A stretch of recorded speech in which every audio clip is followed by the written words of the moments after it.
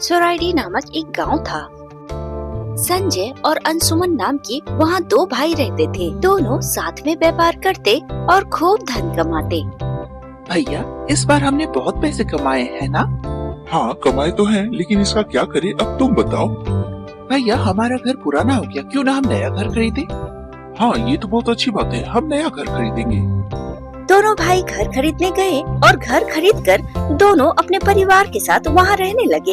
इस तरह कई दिन बीत जाते हैं। उसके बाद कोई दरवाजा जोर जोर से ठकठका रहा था।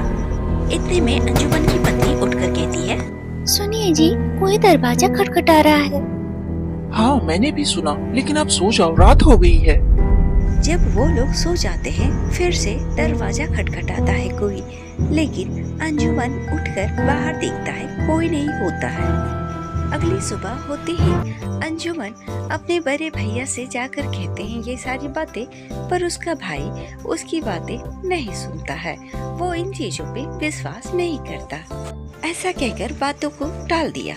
हर रोज की तरह दोनों भाई काम पे चले जाते हैं और काम पर से जब लौटकर घर आते हैं तो दोनों अपने अपने कमरों में चले जाते हैं। रात के 12 बजते ही सुन रहे ना जी, बाहर से फिर से आवाजें आनी शुरू हो गई। हाँ हाँ, मैं सुन रहा हूँ, आ रही है आवाज। अंजुमन की पत्नी उठकर जाकर देखती है तो खिड़की से उसने देखा एक बूढ़ा आदमी लालटेन लिए जा रहा होता है। अजी, सुनते हो? लगता है इस घर में भूत है। अरे, भूत भूत नहीं होते हैं, तुम सो जाओ चुपचाप। तुमने इतना जोर से क्यों चिल्लाया? मैंने अभी खिड़की के सामने एक भूत को देखा, मैं सच कह रही हूँ जी। क्या बात है, क्यों चिल्लाया इतनी रात को? इसने किसी भूत को देखा भैया। जाकर सो जाओ, भूत भूत कुछ नहीं होते हैं, समझ गए? हर रात ऐसा ही होता रहा। फिर दोनों पति पत्नी ने एक दिन इस घर को छोड़कर जाने की योजना बनाई अपने पुराने घर में।